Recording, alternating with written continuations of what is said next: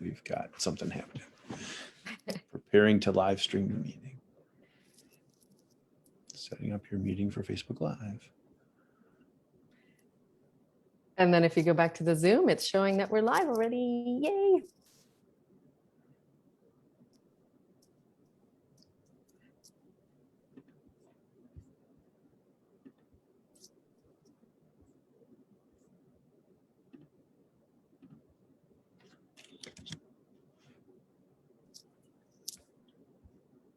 Okay, there we are. Awesome. Thank you.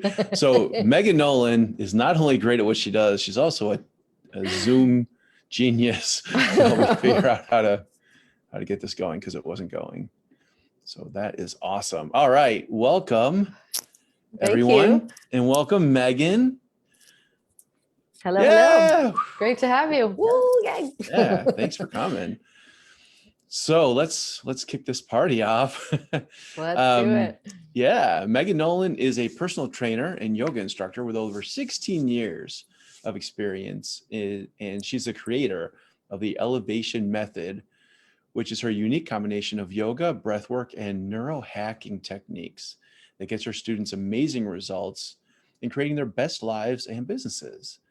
Megan's going to show us how we can use the tools of yoga to break habits and patterns that keep us stuck. So instead, we can charge after our goals with the drive and focus of a brave warrior. So I've known Megan for a while now, and she's amazing at what she does, helps so many people, really, really great. And, one of the big things that I do in my work is a lot of mindset work and mindset reprogramming and stuff. So this is right along the same lines. I thought it would be great to have her on to hear, because she does it definitely in a different way than I do. And I'm excited. I can't wait to hear. So Megan, is there anything, I've got a couple of questions. There are a few questions I'm going to ask. Before that, is there anything you want to start off by saying? Sure. Well, thank you for having me. And it's such a great honor to be here with you today and connect with your community. So that's so wonderful. So I guess maybe start off by just sharing a little bit of background, because I think it gives context for people. And it's nice to be able to get a sense for why somebody's doing something. And so what happened for me was that about 5 years ago, I was finding that I was experiencing a lot of anxiety and I was frustrated in my business, and I was feeling like I was not sure if I wanted to continue moving forward with it, and was dealing with, bouts of depression. And so I just was really having a rough go. And I started to recognize that as much as I could be a really encouraging cheerleader for everybody else as a personal trainer and a yoga instructor, when it came to me, the same rules did not apply. And I was so harsh and critical to myself. And it really started to ring true to me that, how we speak to ourselves is so important. And I wasn't as aware as I am now. And, it's a journey with everything. But what I realized is that those habits of, trying to make it perfect, doubting myself whenever I did something, questioning and comparing and all of those things were really keeping me in that cycle of being stuck and frustrated and discouraged. And so started to make some shifts, and starting with, internal awareness. And that's really what it all starts with, and starting to become aware of that. And then, became more and more aware that these habits are so they're across the board to varying degrees that people deal with. And especially when it comes to business owners, because when we're pushing ourselves to that next level in our business or trying to achieve a certain goal, as when that our brain starts to kind of kick in with those old stories of, oh, I don't know if you should do this. Is it really that good? And because what it's trying to do is protect you and keep you in your comfort zone, right? And so inevitably we're going to bang up against these habits. And so it's so powerful for me to be able to share these tools with people and give them a fresh perspective on yoga, because this is really what we do in yoga, is begin to become aware and make these shifts. And so thankfully, I had that tool set, and that's when I really dove into it and started to take a different approach to how I was practicing and how I was teaching, and starting to begin to help myself make the shifts first. And so then I can really own it and know it, and then really so passionate about sharing it with people, which is why I'm so excited to be here today. Yeah, cool. Great. So On the topic of inner critic and imposter syndrome, um, I know so many of us have this, even if we've already achieved certain levels of success, and it can be really hard. So for a quick example of that is I'm getting ready to launch a new program, and I'm really excited. Yeah, really excited about it. Been working on it for a while, and it's just stuff that I've already done. So here's where the imposter and the inner critic stuff comes up. This is stuff that I've been doing for years, like a very long time. And I was working on, I'm putting just an agreement to contract for new clients who come into the program, putting that together. And I sat down at my computer yesterday morning, started working on it. I found myself checking email. And then I was like, Mhm. oh, I better check Facebook, see if there's anything there, check my messenger. And I stopped and I said, wait a second, I'm procrastinating. What the heck, what's that about? And I just stop and think, okay, there's some fear about something. What is it? And even though, like I said, I've been doing the same work with clients for a long time, I haven't done it in this specific format. And yeah, it was like, it must be I'm guessing it's like inner critic, imposter syndrome stuff. So that's how it was showing up for me. How do you see it showing up for your clients and people that you work with? Very much the same way.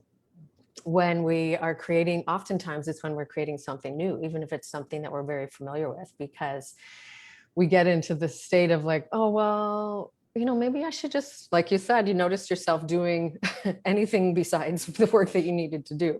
Right. And Right. so we kind of drag our feet on things, or people will often, oh, maybe I should just, oh, there's too much for me to do. I'm kind of overwhelmed. I'll just have a nap. I'll come back to it later, and really just pressing the complete stop button on that, or starting to pick it apart. And is this really any good? I mean, I've been doing this, and I don't know if they're going to want this, and just having all of those different internal battles, if you will, because it's really when we're, about to present something new to the world, it's very vulnerable. And especially when Yeah. it's something that we're so passionate about, because it's a reflection of us.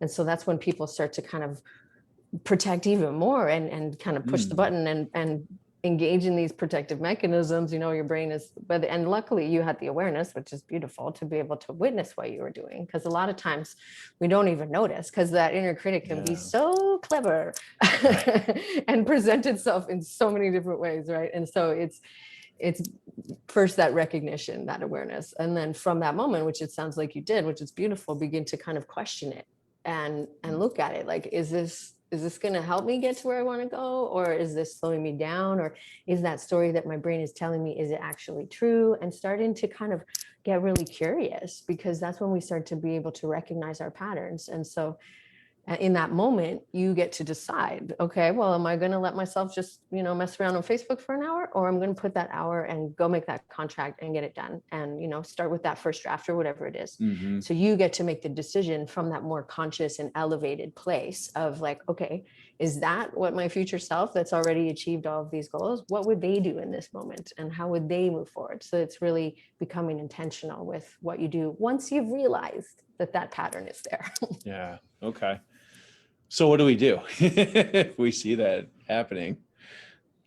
Well, yeah, so that's when you get to take a step back and take a breath, and then realign with your mission and your goals and what you want to actually achieve, and really starting to break it down into smaller steps. Because a lot of times, especially when we have a new program and we're like, okay, well, there's all these things that I need to do for it, then we get into overwhelm, which is another mechanism of slowing us down. And so maybe Mm-hmm. make decision, what are 3 actions from this place right now that will help me to get where I want to go? And so starting with small steps, because when you can take those little tiny steps, and you can, whether it's mentally check it off the list or visually check it off the list, that's when we start to reinforce that motivation in the brain, and we get a release of dopamine. So your brain is like, oh, this feels good. I like feeling good. Okay, keep going.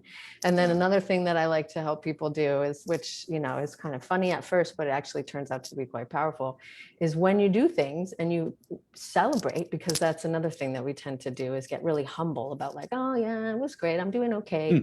And account it to, maybe it was because because the wind was blowing from the north and I had strawberries for breakfast, that's why I made it so good. No, you made it good because that's who you are, right? And we can really discount all of that. And so start to really celebrate yourself. And I like to suggest that perhaps you should acquire some stars and quite literally learn to give yourself some gold stars, because that reinforces the behavior, and we're somewhat conditioned to that as children because we get the star on our report or what have you. Right. But learning how to self-recognize and self-validate and really getting that evidence that you are doing things, you are moving forward, and so you can reinforce that behavior for yourself. Cool. Awesome. Yeah, I'd like a star, please. There you go. Cool. That's really neat. And yeah, I agree. The checking things off of the list really helps. And it's kind of funny. I keep a running to-do list, always adding to it, and I used to do it written. Now it's just on like a notepad on my computer. Mm-hmm. But what I've gotten into lately is just kind of doing stuff. And then later on, going back and looking at the list, I'm like, oh, wait, I did that. Whoosh, wipe it off. Oh, I did that. Whoosh, wipe it off. And it feels so good. Mm-hmm. It does, doesn't it? I know. Yeah. I even sometimes write stuff down just so I can poof it off the list. Mm-hmm. Yeah, right. I know. It's funny talking about it. I'm like, I've got the urge to wipe something off right now. There's nothing. I'm all caught up so far for the moment. But yeah, cool. So, you mentioned before we were talking about befriending the inner critic. Mm-hmm. And yeah, I explain that a bit more, or for people who are listening, explain it fully. For sure. Yeah. So we have anywhere between 50 to 70,000 thoughts every day. And most of them are running on a subconscious level that are, not part of your awareness, or that are coming from your subconscious mind, your subconscious beliefs that you've had programmed into you for many years, right? For decades, likely at this point. And they were formed when you were just a little one, when your brain was still developing and you were just soaking information in. If you think about a baby or a child, they're just always so wide-eyed, they're just absorbing information. So your brain created beliefs based on experiences that you had and hardwired those beliefs into your brain.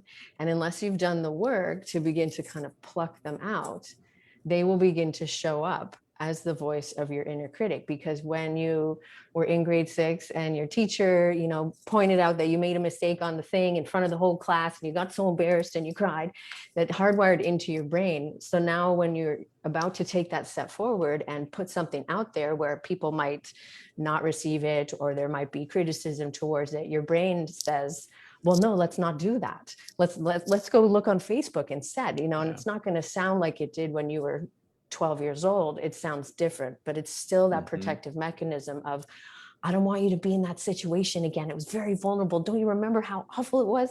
So your brain is trying to keep you in that safety realm because it perceives that as a potential threat. So when those voices come up into your head, which the inner critic, or perhaps the negative committee, as I find there's several tones of the voice, so I've kind of named them all different characters, is to start to just, as we spoke to, recognize it first and foremost, but then be able to take a little bit of space from it. Because if you can observe it, then that's not you. You are the witnessing consciousness, the awareness that is observing that thought. And so if you can look at that thought or that story as something that's first trying to keep you safe, because it doesn't want you to go through that experience again, but it's a little bit of part of your own story. And if you will, it's part of your own journey, or, an expression of your inner child, or a story that you had at one point. And so you can start to see it as, okay, well, instead of you trying to, mess me up and stall me from getting where I want to go, you're trying to protect me. And I appreciate what you're saying here, and this is an inner dialogue, or out loud if you want, and say it, like, well, thank you. I appreciate what you're doing here, but I actually know that this is an amazing program, and I have clients that are waiting for me, because once I get this agreement done, I'm going to be able to share it with the world, and I have so many amazing gifts. And so you have this different dialogue, but instead of trying to like push them down and, shush them, it's really starting to do that recognition. And depending on how deep you want to go with it, either you just acknowledge it and you say, yep, thanks, but we're going a different way now, and you can use techniques like cancel, and just kind of stop yourself. Or if you want to go in deeper and start to kind of look at that story a little bit more and have a bit of a dialogue and a conversation and maybe speak to that version of you in a more loving and kind way, because that's what you wanted and needed in that moment and you didn't necessarily get it. So why not do it now? Because this is something that you can do to heal it, and that really begins to shift the patterning. And then it's, next time it comes up, it's slightly different. And so you're doing the inner work of healing these stories and pruning away these old beliefs, because you're shifting them. Mm-hmm. Because from that point of view, you get to choose a more elevated belief, a more empowered belief, one that you actually know is true, not one that was made when you were 5 years old, right? So Right. are you going to be dictated by, and driven around by this young version of you, or are you going to really step into that next level that your business and your dreams and your relationships really need you to be? You get the choice. So that's how kind of befriending the inner critic. Right. Okay. Yeah. So I hear you. It's we have those defense mechanisms that we built up from when we were young. Something happened. It was in the moment. It was like an emotional trauma. Not like it was. It's emotional trauma. Something that and we try to protect ourselves and our imaginations, create a defense. So yeah. So befriend it. So hold on to it. Instead of trying to push it away. It sounds like what you're saying is, instead of trying to push it away, keep it close. Just bring it to you and like love it. Mm-hmm. Yeah. Cool. Yeah, it's right along the same lines of everything I've been trained and I do. So totally understand. Yeah, it's good stuff. Yeah. What tools can help us to do this? Well, so then really one we've been speaking to throughout is the awareness, is learning to witness it and beginning to kind of hear that voice and starting to recognize that. And, one tool I like to share is giving it a name, and you can use your own name, or I kind of, because I can hear the different tones of it, so I have created, Doubting Darla and Critical Charlie and Victoria the Victim. And so then it gives that sort of personality to it. And of course, they're all expressions of me, but then it just gives me another little bit of space, and then learning to kind of witness and observe and begin to heal. And so that's a fun little tool. And then really one of the most powerful tools is connecting to that future version of yourself. So the one that's already gone after your goals, achieved everything that you have set for yourself as far as your impact goals, your income goals, and connecting to that version of yourself and spending some time with, okay, well, what does that version of me believe? What thoughts do they think on a regular basis? What ways of being or characteristics do they show up as? What have they let go of? Like, how do they hold themselves? Who is that version of you? And then when you have all that very incredibly valuable information, then when that inner critic comes up again, you can speak from that point of view, and you can choose and create a belief that starts to kind of dissolve that old one that's outdated, that aligns more with that future version of you. So you can begin to hardwire the new beliefs, because that's what you, in order to create a new belief, it's a thought that you continue to think with an emotion. So when you begin to practice that new way of being and embodying that version of yourself now, then you can begin to express that. So that's the 3 steps: is connect to that vision. So you envision your future self, you begin to embody it now, and you express it in your life. And so a lot of times, when you hear that thought and you've created that new belief for yourself, that's when you get to repeat it. You get to become the CEO of your mind in that moment. But it's important for you to practice that new way of being. So a lot of times, people will do that work and they're like, yeah, okay, that's me. And then maybe they try and it feels like a costume they're playing. But really doing an intentional practice, and this is where yoga comes in, is doing a practice where you really step into that version of you and you stand in your strength and you own that, and you have the posture of somebody that's got confidence and focus and clarity and charisma and all those things. So you're practicing it. So that's how you show up, right? And so then when those thoughts come up again, you're like, oh, there you are again. Okay, let's recalibrate, realign, and then move forward. Yeah, cool. Great. Okay, good. Because I was going to ask, and we didn't talk about this before, so I didn't know if I was going to be throwing you a curveball, but it sounds like you just segued right into it. Because you mentioned the reanalyzing, you didn't say repositioning, but I'm going to use that word, repositioning the beliefs, the thoughts, and then practicing them in reintegrating that new way of thinking. And there's also the subconscious component. Mm-hmm. And the part of that that manifests itself both emotionally and energetically in your body. And then you mentioned the yoga. So I was like, all right, great. Because that's what I was going to ask is how do you get at that? And how do you eliminate, the subconscious part, the stuff that isn't, like for me, when I was doing the procrastination, I was like, well, I had that awareness. All right, I'm afraid of something. What is it? But I didn't go even that far. But like you said, a lot of people don't do that. And I mean, me too. It's not like, excuse me, it's not like I always know. Even sometimes when I'm procrastinating, I'm totally unaware of it, as most of us are. So yeah, tell us more about the yoga and anything else. You mentioned breath work before. What are some of the different ways that we can use those things to help us with this? For sure. So the cool thing about yoga is that there's so many tools for that. And so Mm, a lot of what happened to us when we were younger, we have an emotional response to it, and that's stored in our body in the different energy centers in our body. right. And so those your audience may be familiar with the chakras, or from a Western perspective, they're called Mm, nerve plexuses, so where you have like large bundles of your nerves moving out of your spinal column. And so there's energy hubs in your body that store different emotions. And so what we're doing here, when we move your body and we keep it strong and healthy, and that's why yoga has such a focus on the spine, is because they all sit mm, along your spine.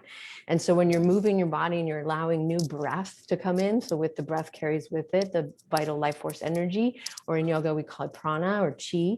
And so it's moving through these energy centers, and you can think of it like fresh water kind of moving through those mm, centers, so that even if you're not aware of what you're processing, you're still processing stored energy and blockages, so that you're having that free flow of energy through your body. And so that's one of the gifts that yoga gives, is that it's doing that on the subtle level. And if yeah. you become more aware of it and you're very intentional with, okay, well, you work your way through the centers so that you're really bringing that powerful life force, then you can make some really conscious shifts. But just knowing that, when you move your body like that, things are happening for you on a deeper level. So whether you can understand what's happening or not, just trust that it is happening. Right. And Right. it's validated by science and neuroscience and all of that too. So moving your body in a way that allows that to happen. And one of the tools that we use in yoga to begin to create those new beliefs for yourself is setting an intention, or what we call sankalpa. So you pick one word. So do you want to feel more grounded today, so that you can, go about your day and feel present and focused? So you would say that to yourself. I am grounded. So that's where we have the Mm, thought. And then when you're on the mat and using the poses and you're pushing your feet down and you're engaging your legs, you are actually grounding yourself. So when you get that feeling of it, the experience of it, so that's the feeling. So we combine the thought with the feeling and we repeat yeah. it, and that's what creates a new belief. So using Okay. that tool in and of itself is very powerful, because it's not only creating a new way of believing and thinking about yourself, is you're actually cultivating that tool or that way of being. So you are grounding Mm, yourself. So when you move throughout the day and somebody, you get thrown a curveball or you start to feel anxious or what have you, then you can pull out that tool and re-ground yourself physically, repeat it to yourself. And so you come back to that state. So mm, that's truly what we're practicing in yoga. A lot of people think, well, I thought it was about stretching. And I thought, right. it's just like, like trying to get my leg around my head. And all of those are tools to help you become aware, right? Which is what we've been speaking to. Become aware of yourself, of your habits, your patterns, how you hold yourself, and bring yourself back into alignment, right? We talk about it Yeah. from a physical alignment perspective, but a lot of people look at it from a mental and emotional alignment perspective. But what you're doing is you're aligning with your true self. And that true self is your higher self, your soul, your spirit. That's where you have all the wisdom and you have all the guidance. It's not up here. Your brain is brilliant and it's very helpful, but your heart and your soul really have that sense of knowing and trust and connectivity to all that is, whether you want to call that the universe, God, spirit. So that's really what we're doing. We're Hmm. being our true self. And yes, you're doing stretches. Yes, you're getting stronger. Your bones are getting healthier. Your stress level comes down. Your hormones get more balanced. You sleep better. All important things. But really what you're cultivating is that true self, that brave, focused, clear, courageous version of yourself that keeps going Wow. and keeps moving forward. Cool. That's awesome. So another kind of taking what I know and what you just said and kind of putting them together. Tell me if I'm onto this correctly. When you're talking about doing the movement, it sounds like you, well, not you, whoever's doing the yoga movements. By doing it, you're taking, when you take the intention, you set your intention, and then you do movement along with it, you are fusing the two together. So it's like programming the intention into the movement. And then because there's muscle memory, your body gets used to doing motions in ways when you repeat them. So it just knows what to do. I kind of lost, it was so complicated, esoteric that I kind of lost it. But essentially, so then when you go back and do that movement, you are retraining your body and your intention psychologically, spiritually, energetically to go to that place and bring that forth by doing the movements without even having to consciously think about it. Mm-hmm. Is that true? Mm-hmm. It's true. Yeah, Okay. it is because in yoga and like in many disciplines, that we believe that you already have that inside of you. Whatever Right. you need in life, you have within you already. And what you're Yeah. doing when you do these things is you're actually practicing that, and you're Yeah. bringing it up to the surface, and you're cultivating it, and you're honing it, so Right. that, you know, it's a practice for life. And like you said, there's a muscle memory to it. And so you start to know it in your body, you start to know that feeling of what it feels like to be grounded.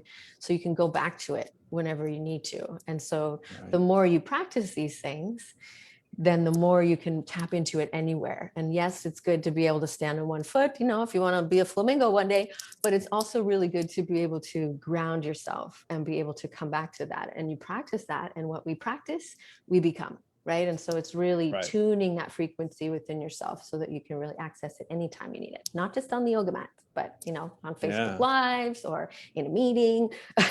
Okay. Awesome. And so what about, I'm a little embarrassed to admit it, but it is what it is.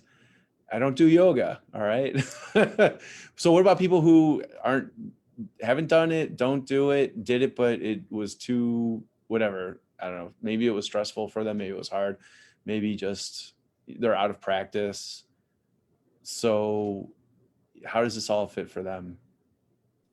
The cool thing about yoga is that it meets you where you're at, and you can always modify it, you know, and Okay. every little bit is powerful, you know, even if it's Yeah. just sitting down to breathe, then you're doing yoga, you know. And it's a lot of times we have these high standards for ourselves. Shocking, I know, that we're like, I should be able to do it like this, and I should be able to do this by now, and all of that. And that's our perfectionism and our comparing coming up, right? And so Right. if we were willing to be curious, and what's often known as the beginner's mind, to just be willing to be present and do it step by step, little things. And it's a practice, not a perfect, right? And so it's really like, just if you're curious about it, there's a reason that you're curious.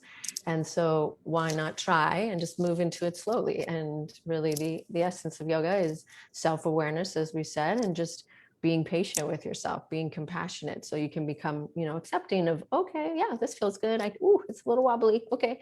You know, and you're practicing that presence. And then, you know, it's a gradual progression. You know, you may not be able to stand on your head on day one, and that's all good, but it's really being willing to give it a go and being curious. That's really key.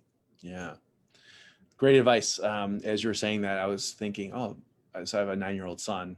I was like, yeah, I tell him that all the time because there's lots of stuff he's resistant to and afraid of. And my wife and I tell him all the time, yeah, just start where you are, do what you can. The more you do it, you'll get better at it. So it's the same advice you would give a little kid, you know, just, and we all need to take it ourselves. So, exactly. really awesome. Cool. Okay. There was something else I was going to ask. I'm trying to remember what it was. So many good ideas. Oh, okay. So we talked about yoga and movement. We talked about breath work, and you mentioned before neurohacking, right? So is that separate from what we've been talking about, or is that just, it's all in that's what this is. That's what this is in Yeah. action. In action. So what we talk about with neurohacking has to do with envisioning your future self and connecting to that version of you Right. and getting a very clear picture of what that looks like and how it feels and what's happening for you. Because your brain is a brilliant supercomputer that's millions of years old, but it can't tell the difference between something you're imagining and something that's actually happening in real life. And so when you begin to connect to that future version and embody them, as we've been speaking to on the mat, then you're allowing yourself to experience what that feels like. And when your brain is being able to create that vision and picture it, then it becomes familiar to your brain. Because one of the ways and the times when our brain will go no is when something is unfamiliar or new, right? And so it perceives it as potentially risky or threatening. And so when you begin to take that and you make it familiar, you create a pathway for yourself, and your brain starts to recognize that, and you start to create the new beliefs that align with that and the new ways of being. So you're truly becoming that version of yourself. And when you see it in your mind's eye, your brain begins to believe it as possible and as already occurring. And so when we create the new beliefs that align with that, then we begin to activate a part of your brain called the reticular activating system. So that's the part of your brain that filters all information according to your beliefs. And so the beliefs, right, which are mostly 95% subconscious, once we start to pluck out those old ones and we have the more aligned ones, the elevated ones, then it starts to filter in more information that corresponds to those new empowering beliefs, new opportunities, new connections, new collaborations, new ideas flowing in, right? And so that's why you're taking your brain and you're making it what was that inner critic, self-sabotaging, stopping the progress, most, really challenging opponent, if you will, and making it into your most powerful tool, because you're putting it to use for you, because you're taking your thoughts off of autopilot. So it's a few steps to it, right? Is that we want to envision and connect to that, and then we begin to embody it, and we begin to live it, and we begin to express it in our life. And so that's really where all those pieces come together. And then there's some other steps too, but a lot of it has to do with creating those new beliefs, planting the seeds for them. And so, a lot of times what I have people do is, once you have that new empowering belief, you record it on your phone, using like a voice message or what have you, and you listen to that. It's a subconscious reprogramming technique. You begin to listen to it. So you hear it in your own words, you hear it in your own voice, because you listen to that beautiful voice all day long in your head. But if you can start to say things that are more empowering, then it will shift your inner experience, which then shifts your outer experience. Awesome. And that reminds me, one of the sayings that I've told my clients for years and years is, people don't argue with their own information. And by doing this, I could see how you can't argue with yourself. So if you say that intention, record it, that's your new state of being. And then you're telling yourself, hey, this is my new state of being. Yeah, I can see how it could be really powerful. Awesome. Cool. All right. And this is all the stuff, obviously, you work with your clients on and help them to do so they can move forward with their lives, with their businesses. And tell us about the thing you have coming up. I say thing because I don't even know how to describe it well. You told me about it, but yeah, tell us about your awesome thing coming up that people can get in on. Yes, I'd love to. Thank you. So everything that we've been speaking to, we're going to be diving into next week. So it's a free workshop series called Wake the Warrior Within. So what we're going to be doing is helping you to connect with that big vision version of yourself, that brave, active, determined warrior self that's already there, that's already achieved those goals, and learn to begin to embody it now through your yoga practice and through many of the tools that I'll be sharing that are aligning with that and that we've touched on briefly today, so that you can begin to feel it in your body and express it in your life. So here's the thing is that, many people who've been on a yoga mat, perhaps you as well, have done one or maybe all three of the warrior poses in yoga, because they're kind of classic, iconic poses, and for a reason, because they do a lot. They teach us a lot. But what people don't realize is that there's a story behind them, an ancient parable that was traditionally taught with the poses that takes you on a journey of the warrior. So the warrior's name is Virabhadra. So it takes you on a journey and it teaches you all about what the pose looks like and what it's activating in you. It teaches you all about what you're learning and what you're practicing. It teaches you all about how you can begin to own your power and feel strong and be open and take brave action. And it might be a little wobbly at first, and that's okay. You get to try again because it's a practice. And so it's really a deeper tool set, and it's an interesting story. It's wild, it's passionate, there's fire, there's love, there's determination, charging after a mission, just like we're all on. And so it's a really powerful tool set to begin to not only experience the practice on a deeper level, or experience it for the first time if you're just starting out, and really get to have that deeper understanding of what's actually happening when you're doing yoga. And it's also a way for you to really embody that brave and inspired warrior version of you, so you can charge after your dreams. So yeah, it's starting on Monday. I'd love to have you join us. Yeah, great. So what do we do? How do we get there? I have a link for you. So it is bit.ly, which is bit.ly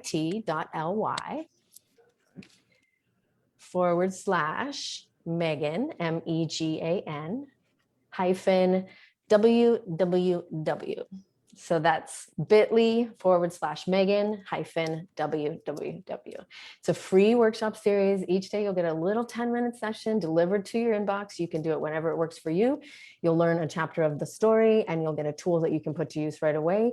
And then on Friday, we're going to bring it all together, and you'll get to experience not only the poses and understand the story at a deeper level, and then we're going to give you 3 more powerful keys to really unlock this incredible practice. So it's going to be a really fun experience for sure.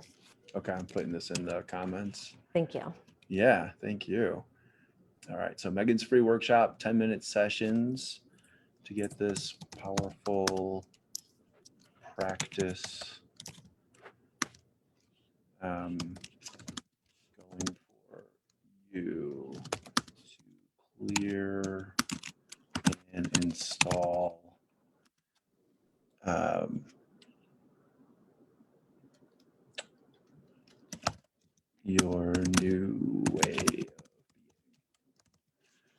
way of being for your business and your life. I think that summarizes what you said. Yes. Can you read it to me? Sure. So I said Megan's free workshop, 10-minute sessions to get this powerful practice going for you to clear and install your new way of being for your business and your life. Perfect. Spot on. Great. Cool. So yeah, I'm going to go there right now and sign up. Because 10 minutes, that's great. Because that was going to be one of my questions. All right. So for busy people, I know. yeah. So go over here, Jason at distinctivecoaching.com. Yes, sign me up.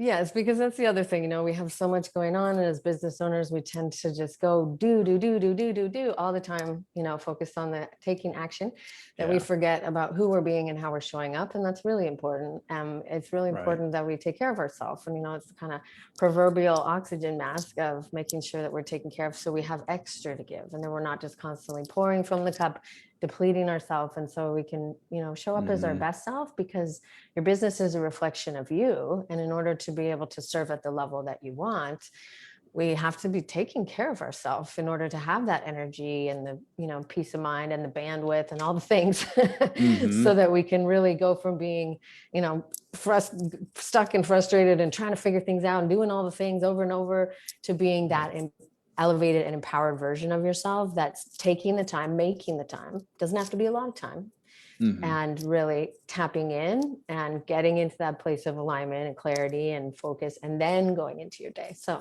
it's a great way to kind of really set the tone for your day. Awesome. I'm looking forward to it.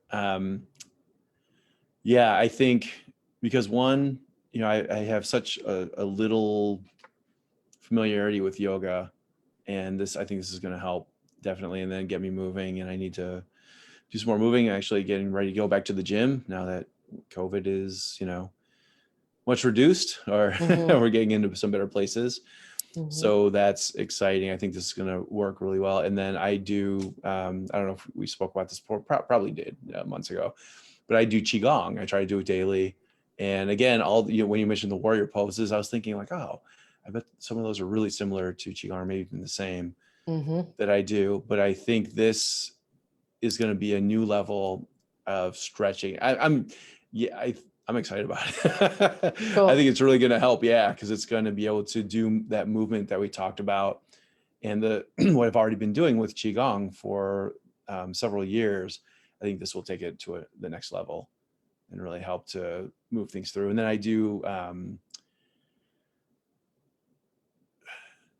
do chakra clearings from time to time, but I hardly ever think about it. So when you mentioned that, I was like, oh, that's perfect. So I think a lot of this is going to wrap up really nicely into what I'm already doing and really enhance all of that.